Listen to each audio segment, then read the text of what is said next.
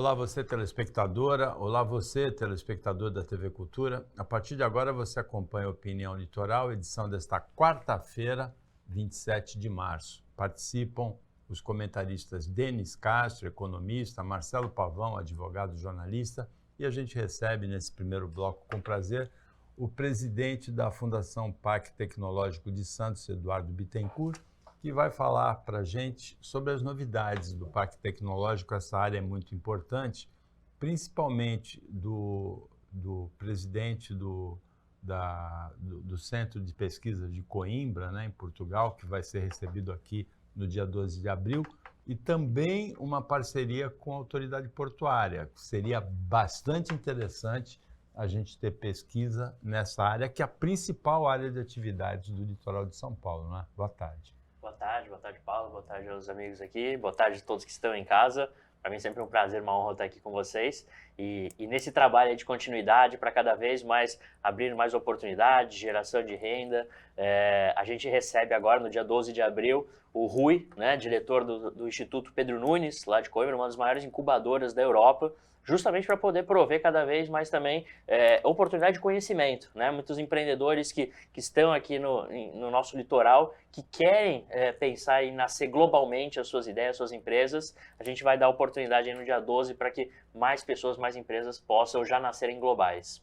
A empresa nasce aqui e, por meio dessa parceria, tem um acesso facilitado ao mercado europeu pela porta de Portugal, é isso? Exatamente. O termo, né, o soft landing que a gente tem falado, é como é que as empresas elas conseguem, porque a tributação, os regimentos, Brasil e Europa são muito diferentes, eles também querem vir aqui conhecer e entender como eles podem, inclusive, empregar pessoas brasileiras nas empresas europeias e também dar oportunidade de empresas que estão aqui já nascerem adequadas às legislações europeias, né? E dentro de Portugal acaba sendo essa porta de entrada, facilitação do idioma e por conta da União Europeia estar esse bloco formado, a empresa que ela entra por Portugal, ela já tem acesso a todo o mercado europeu. Então, o nosso trabalho vai ser justamente isso, levar conhecimento, levar oportunidade e facilitação para os empreendedores locais. Denis, o início na pesquisa, como também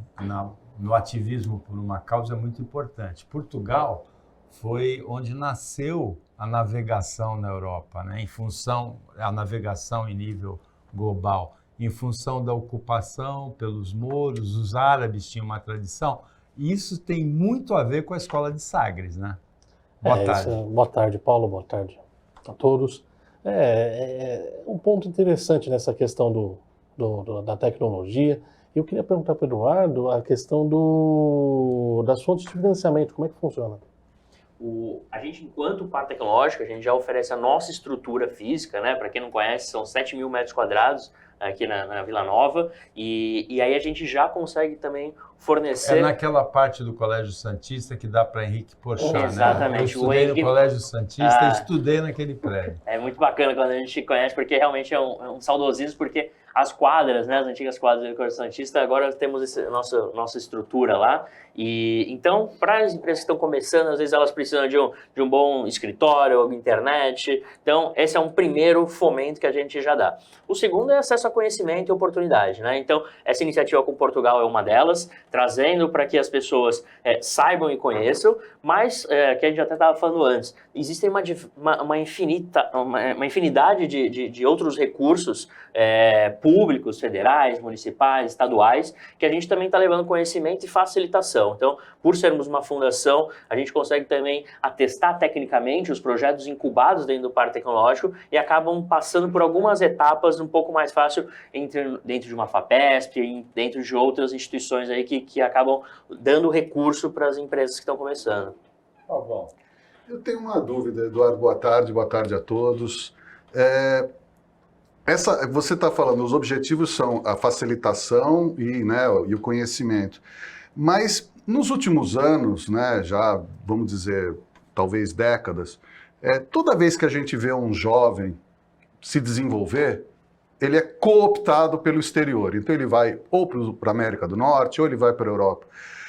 Existe alguma preocupação, algum trabalho no sentido de manter essas capacidades aqui, ou seja, eles apreenderem, eles trocarem informações, mas ficarem aqui para desenvolver aqui o nosso país e principalmente a nossa região? Perfeito. A questão que a gente fala muito é sobre retenção de talentos, né? Eu sou uma pessoa que sou daqui, fiz FATEC e acabei muitas vezes propostas de São Paulo, que é Brasil, mas acaba levando nossos talentos daqui também. Então, os nossos trabalhos é justamente para essa retenção de talentos. A pandemia, ela mudou um pouco esse movimento migratório do ponto de vista de tudo está muito mais digital, muito mais global. Então, as empresas que se desenvolvem aqui, com mão de obra aqui, ela consegue faturar, vender globalmente. Então, esse é um ponto socioeconômico que acabou sendo permitido. A outra coisa é a questão de acesso à mão de obra. Então, um dos nossos trabalhos no Parque Tecnológico de Santos é justamente a capacitação e o fornecimento de mão de obra. Então, a gente, junto à Prefeitura de Santos, a gente tem os nossos planos de resultados. Nós temos semestralmente o compromisso com a Prefeitura de Santos de capacitação da mão de obra. Então, são 500 vagas ofertadas semestralmente para tecnologia, negócios, marketing. E o que acontece naturalmente, né?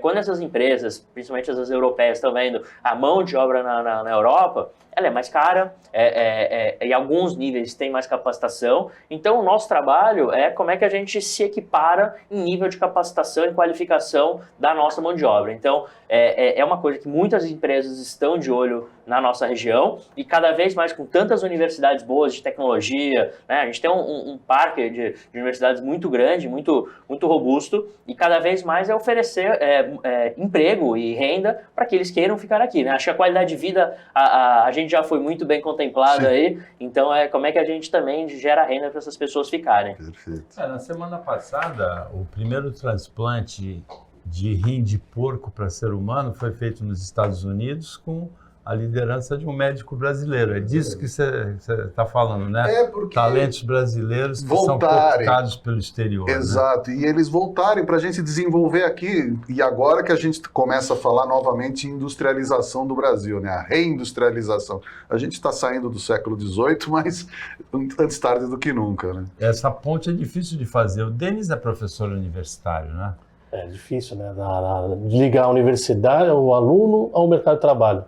É uma coisa que eu já... Principalmente o aluno com tendência de ser um pesquisador, um cientista, exatamente, né? E a academia brasileira, normalmente, ela também está distante do mercado de trabalho. E ela sabe que está distante, ela não quer ficar próxima. Então, a gente tem um problema nos programas de mestrado e doutorado que eles são voltados estritamente para a academia e não voltados para o mercado de trabalho. E eu sempre apontei isso, né? Falta nas universidades alguém que oriente os estudantes para o mercado de trabalho e também que consiga fazer essa ligação do campo teórico acadêmico, né, com o mercado de trabalho. Chamar os doutores, os mestres, ali a formação, a pesquisa, para convocar eles e chamar o mercado de trabalho, chamar as empresas para fazer essa... Vamos colocar isso em prática, vamos tentar fazer isso ser aplicado, ou vai ficar discutindo a teoria pela teoria e fica discutindo e produz artigo e revisa e publica. E qual a aplicação prática disso? E principalmente a sociedade, essas fontes de financiamento, principalmente fontes de financiamento público, cobra da academia isso. Poxa, a gente financia esses estudos. E qual o resultado prático para a gente?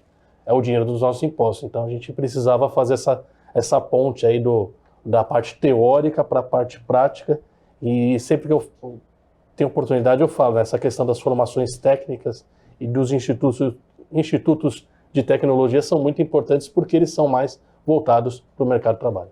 Eduardo, com a autoridade portuária, como é que vai funcionar? Qual é a ideia? Vou até complementar o que o Denis falou aqui, porque esse é o papel do Parque Tecnológico, essa aproximação, né? A gente é constituído por um conselho administrativo que tem essa representatividade do mercado, da academia e do poder público.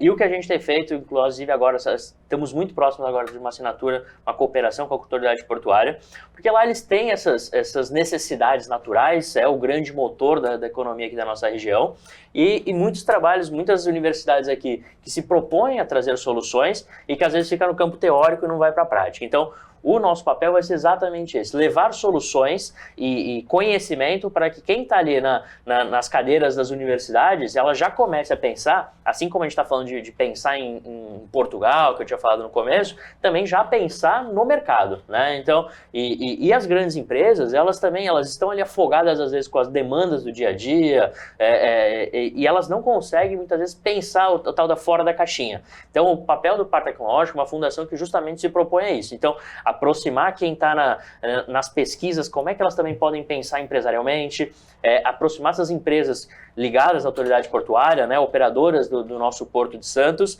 para como é que elas hoje, com o recurso, elas podem pensar no amanhã, né? E aí a gente tem duas grandes verticais, a inovação e a sustentabilidade. E o Par Tecnológico trabalhando para fazer isso de uma forma conjunta. Eduardo, a gente está chegando no final desse primeiro bloco que você participa. O que faltou de importante para você falar para a telespectadora, para o telespectador da TV Cultura? Eu acho que bacana que vocês estão vendo aí o nosso ambiente, é esse lugar que a gente está montando, estruturado agora para receber aí mais de 500 pessoas da nossa região para lá se desenvolverem. Então nós já temos um edital publicado de ocupação da nossa incubadora, vamos agora em abril publicar mais um que vai permitir justamente também que pessoas físicas possam acessar, porque a gente entendeu que a gente precisa ampliar esse leque de pessoas que estão ali transitando. Então realizamos aí o que vocês estão vendo, o Santos Summit, foi o maior evento de inovação do litoral, justamente trazendo para um mesmo palco pessoas da academia, pessoas do mercado, pessoas e autoridades, para se discutir, debater e pensar como é que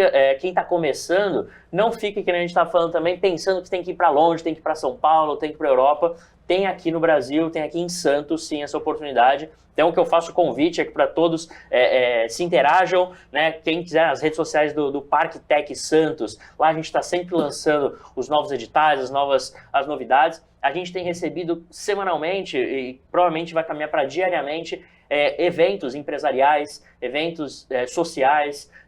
A gente vai ter agora, dia 12, junto com a recepção do pessoal de Coimbra, a gente vai ter também um evento sobre ESG, acessibilidade. Então, o que eu faço, na verdade, é um convite, uma provocação para que toda a sociedade civil entenda melhor o que é o Par Tecnológico de Santos e como a gente pode ajudar. Eu fico aqui à disposição para realmente levar essa mensagem adiante também. O Eduardo Bittencourt é o presidente da Fundação Parque Tecnológico de Santos. Eduardo, obrigado pela participação aqui no Opinião Litoral e boa sorte aí na continuidade do mandato e da carreira. Eu que agradeço o convite, sempre chamado aqui estarei, uma honra, um prazer estar com vocês. E provoque bastante. Pode deixar. Opinião Litoral volta rapidinho depois do intervalo.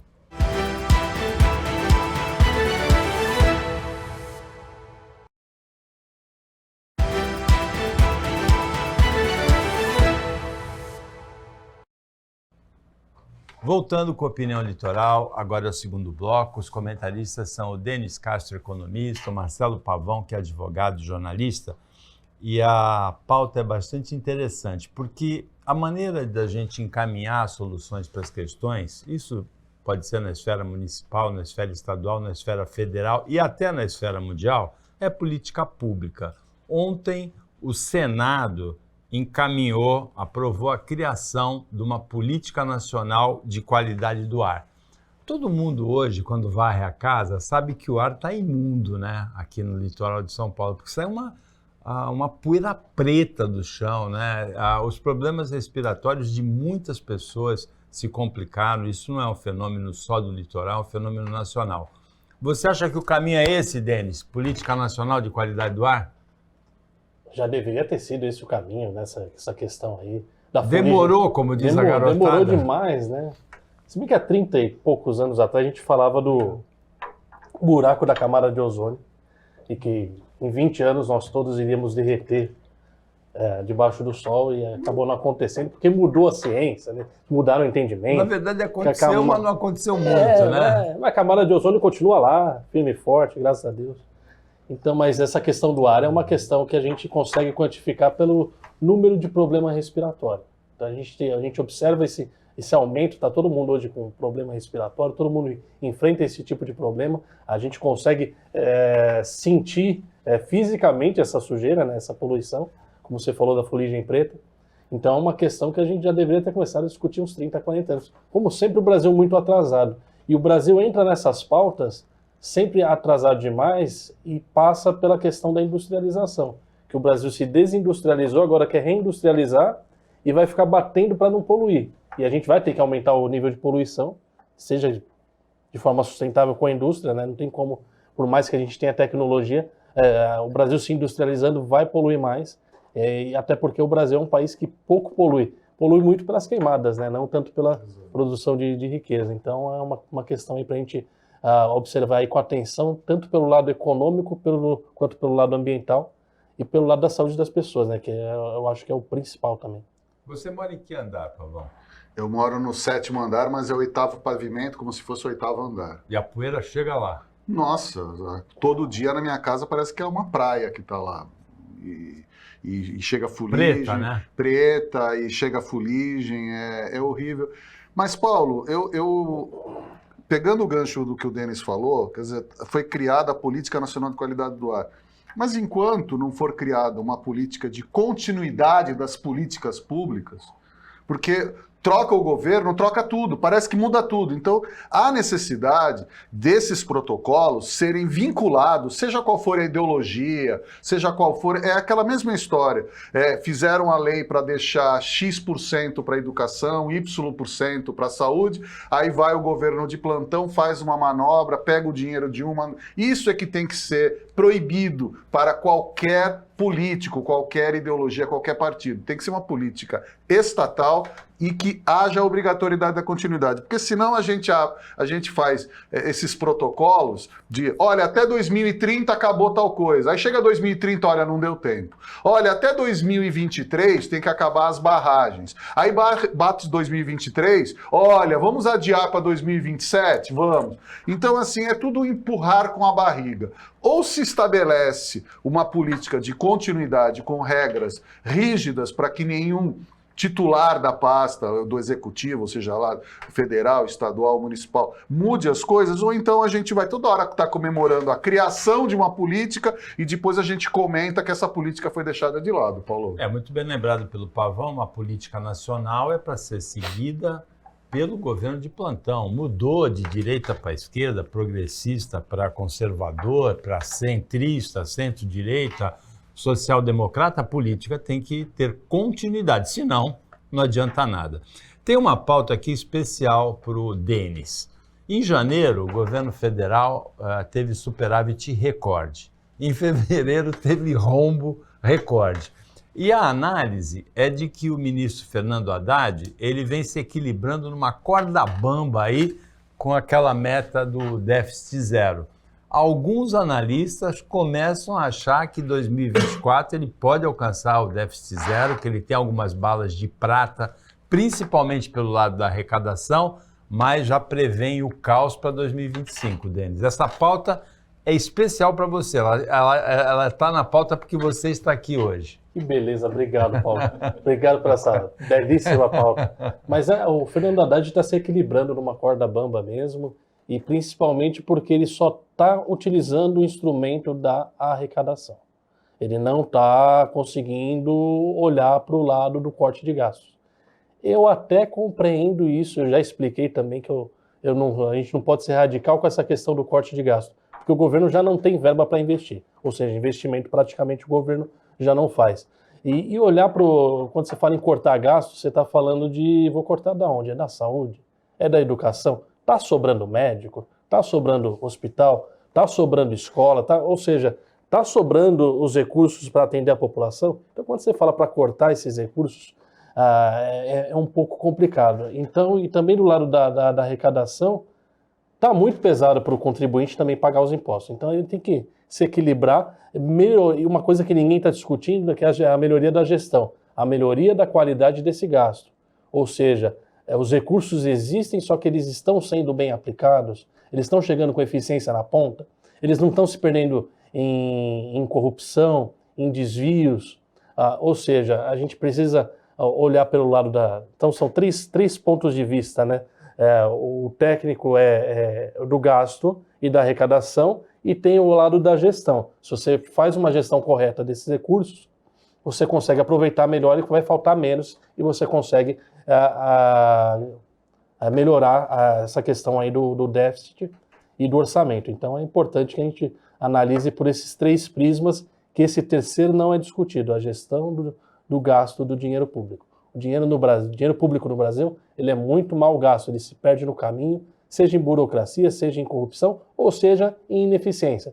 Às vezes a pessoa não é corrupta, às vezes ela não até faz uma boa gestão, mas não é eficiente. O processo não é eficiente. O caminho do dinheiro para ele chegar no contribuinte, no serviço final, ele acaba não sendo eficiente, ele acaba se perdendo nesse... Agora, Denis, se você tivesse que fazer uma aposta, hoje todo mundo fala que é um bet, né? Mas um odds, né? Mas se você tivesse que fazer uma aposta, você apostaria que o ministro Fernando Haddad, o governo federal, vai alcançar a meta déficit zero em 2024? Esse ano não. Não? Esse ano não, talvez ele consiga chegar próximo. Bate na trave? Pode bater na trave, mas o zero eu não acredito, pelo menos até o momento. Né? Mantendo constantes todas as variáveis colocadas aí hoje, difícil. Pode bater na trave. Agora, do teu lado aí está o São Tomé, que Só que a gente tá vendo. Mas, Paulo, Você em algum momento acreditou nessa meta do déficit zero para 2024? sendo muito honesto, o Denis aqui é profissional, economista. Eu não acredito que jamais vai ser zero. Então, é um número fictício, é uma nuvem. Nem em 2050? Nunca vai ser, Paulo.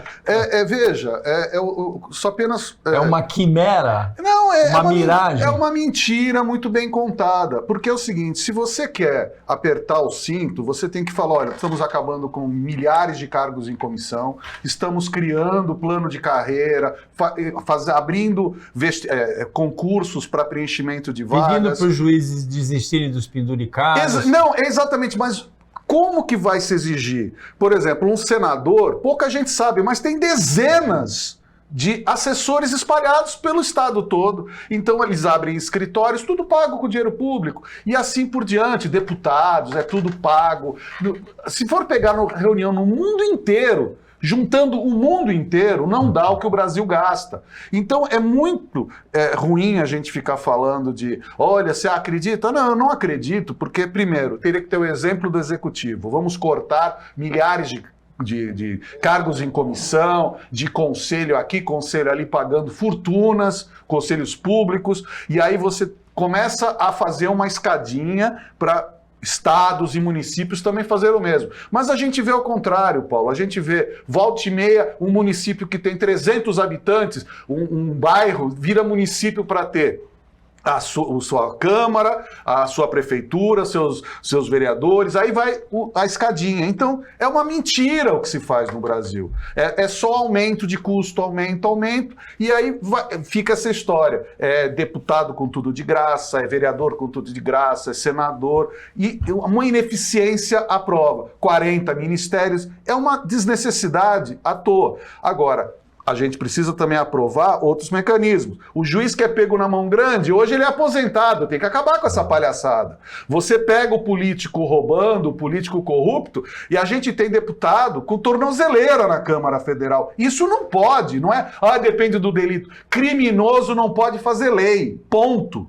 Então a gente tem que assumir também uma postura na hora da gente votar, porque a gente coloca bandido com mandato, é assim que o Brasil fica. Bom, aí tem um pouquinho de exagero do Pavão, né? Não são 40 ministérios, são só 38. São só 38. São 38? 39 com o de pequenos negócios e grandes empresas, né? Isso que o Pavão foi generoso quando a Câmara Municipal não decide gastar 1,5 milhão em mesa, né? Porque acha que tá faltando de estar sobrando dinheiro. Troca o carro, né? Troca o poltrona, né? Mesa, 1,5 milhão. Troca o carro. Também não tem município só com 300 habitantes, a gente deixa isso com exagero sim, sem exagero um pouquinho. Tem com 800. Tem com 800. Com 800 tem. Então, prefeito de município de 800 habitantes é brincadeira, né? Agora, depois do intervalo, o Pavão vai contar pra gente, primeiro, se é húngaro ou hungarês, que fala na Hungria. E segundo, se ele fosse húngaro, se ele ia sair com tocha ontem à noite, protestando contra o primeiro-ministro Viktor Orbán, aquele. Depois do intervalo.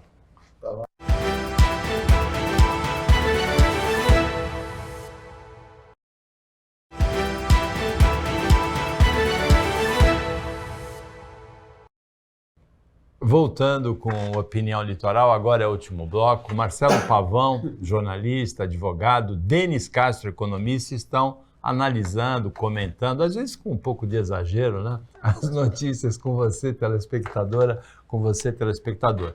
Eu lembro que em 2013, já tem 11 anos isso, o Pavão, ele meio que profetizou aquele movimento das pessoas irem para a rua porque não aguentavam mais a situação. Era Dilma Rousseff a presidente, e o estupim foi um aumento de 20 centavos na tarifa do metrô e do ônibus em São Paulo e no Rio de Janeiro, e multidões foram às ruas e realmente chacoalharam a estrutura política do Brasil. Agora, na Hungria ontem, pela segunda vez, teve manifestação na rua contra o primeiro-ministro Viktor Orbán. A primeira derrubou o presidente e uma ministra dele que se envolveram no acobertamento de um caso de pedofilia, né, na proteção de um pedófilo.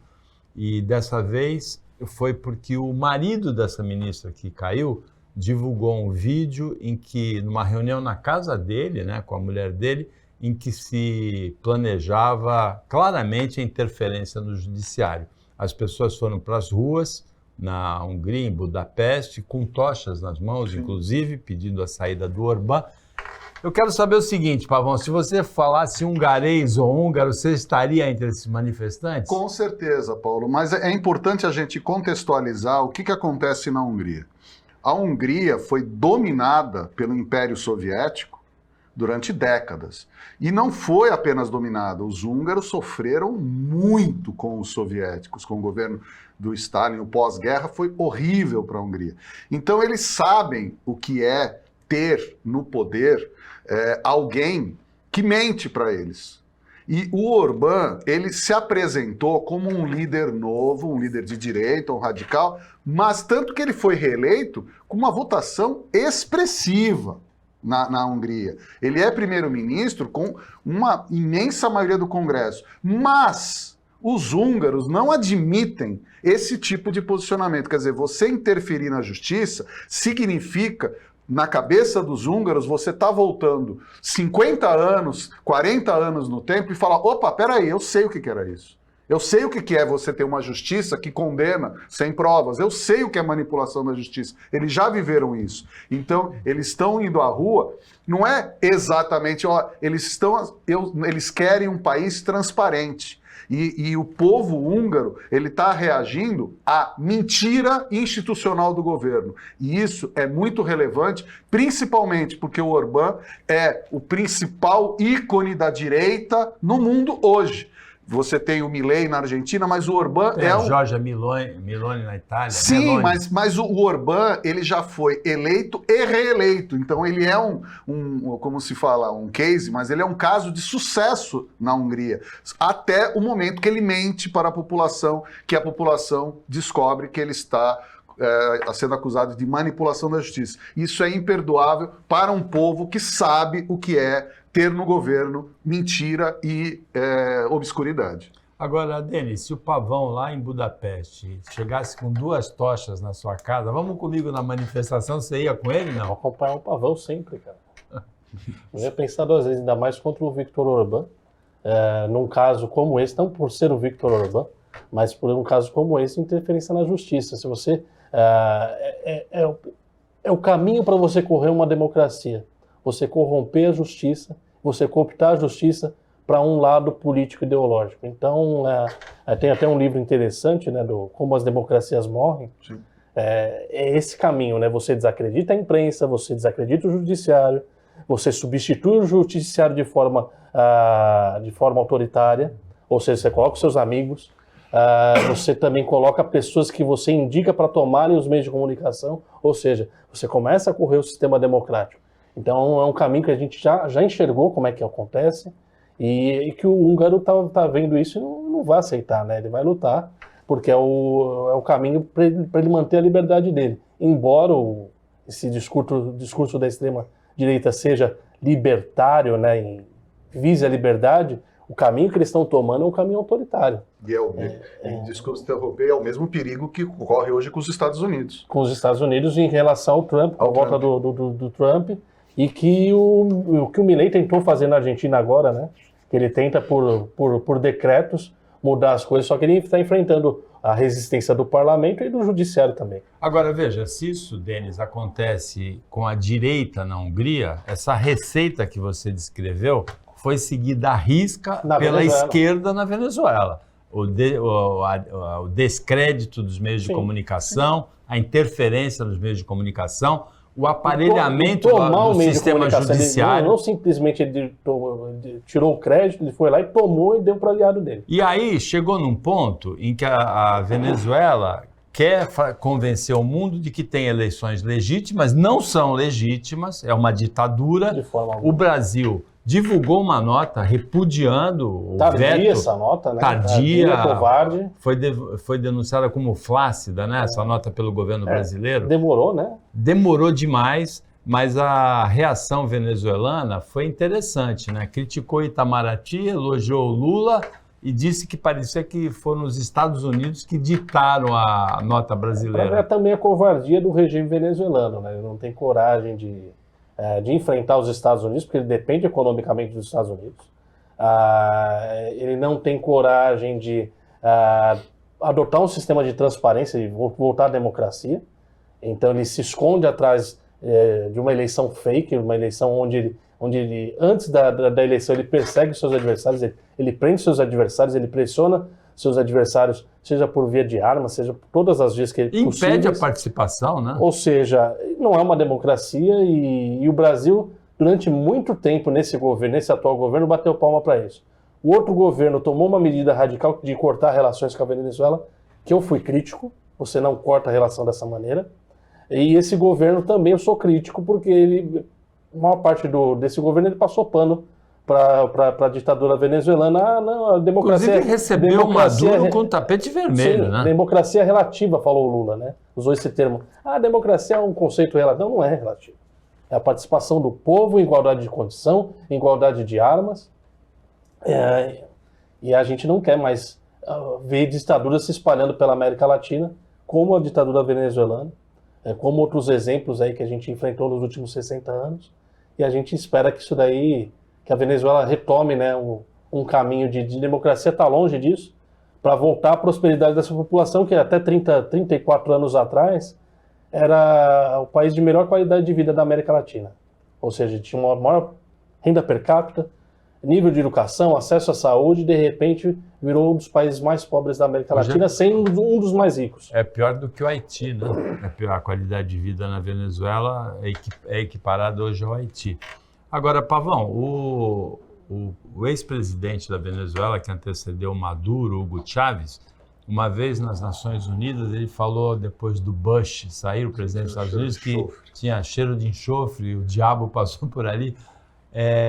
O rei da Espanha, o antigo rei, o ex-rei da Espanha, né, o Juan Carlos, mandou ele se calar uma vez numa reunião, e em vez dele falar que tem o cheiro de enxofre, somos nós que podemos falar por Nicolás Maduro, vá de retro, não é, Satanás? Paulo, o mais triste de tudo é que Nicolás Maduro continua ditador, autocrata na Venezuela porque os Estados Unidos permitem. Quem sustenta o regime do Maduro é o dinheiro, é o dólar americano que compra o petróleo. No dia que os americanos falarem, estamos decretando moratória e não vamos comprar mais uma gota do seu petróleo, o Maduro cai. O Trump disse que se arrependeu de não ter invadido a Venezuela. Invadir não é a questão. É só bravata. Isso é bravata. O Trump falou, mas é outro que fica inflacionando imposto de renda, fica mentindo para tudo. O início do fim da democracia americana tem nome e sobrenome, é Donald Trump.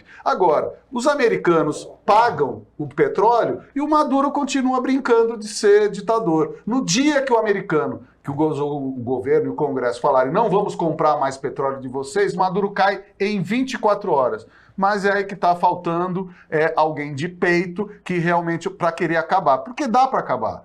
Nós vimos ontem o que aconteceu na resolução da ONU. Pela primeira vez, os Estados Unidos não vetaram uma resolução contra Israel. O mundo político balançou. Opa, peraí, o apoio não é mais incondicional? Não pode ser incondicional. O que é certo tem que ser apoiado e aplaudido. O que é errado não pode ser apoiado. E o presidente Lula precisa cair na real. Ditadura, não, em lugar algum, de forma alguma, porque as ditaduras se falam. Ditadura de direita, de esquerda, de centro é ditadura. Não cumprem as regras. E quem não cumpre regra, não se discute ideologia, porque ditador é um mal em si. Não existe ditador bonzinho. Então a gente precisa cair dessa palhaçada de ficar falando, olha, queremos intervenção, queremos ditadura. Ditadura nunca, jamais, nunca. Nós vamos terminar o Opinião Litoral de hoje fazendo uma homenagem justíssima ao Grupo A Tribuna pelos 130 anos do jornal. É um orgulho da nossa região a manutenção de um jornal por esse tempo todo. Então a gente homenageia os empresários, diretores, os funcionários, todo o pessoal que construiu essa história de 130 anos do jornal A Tribuna. Eu hoje de manhã falei que, por exemplo, a Tribuna acompanhou toda a carreira do Pelé, o maior jogador de futebol de todos os tempos. As melhores imagens da carreira do Pelé foram documentadas por fotógrafos de A Tribuna. O Pavão lembrou da Tribuninha, né? Do Rubens Evald Filho, da Crônica de Cinema. Né? A Tribuninha foi um marco, quer dizer, eu aprendi, eu me eduquei muito, eu fiz trabalho de escola, Rubens Evald Filho, Zego, Lídia Federici, Maria José Aranha Rezende, é uma infinidade de referências que a Tribuna tem e que fazem parte da sua história. Em nome da editora Arminda Augusto, a gente transmite cumprimentos ao Grupo A Tribuna, a todas as pessoas que construíram essa bonita história, essa linda história de 130 anos. Chegamos ao final do Opinião Litoral desta quarta-feira, agradecendo as análises do Denis Castro, economista, do Marcelo Pavão, jornalista e advogado, o trabalho da equipe técnica e de jornalismo do Sistema Costa Norte e agradecendo principalmente a você que acompanhou a gente mais essa edição. Até amanhã, nesse mesmo horário, depois do Jornal Litoral, e uma ótima quarta-feira para você que você merece.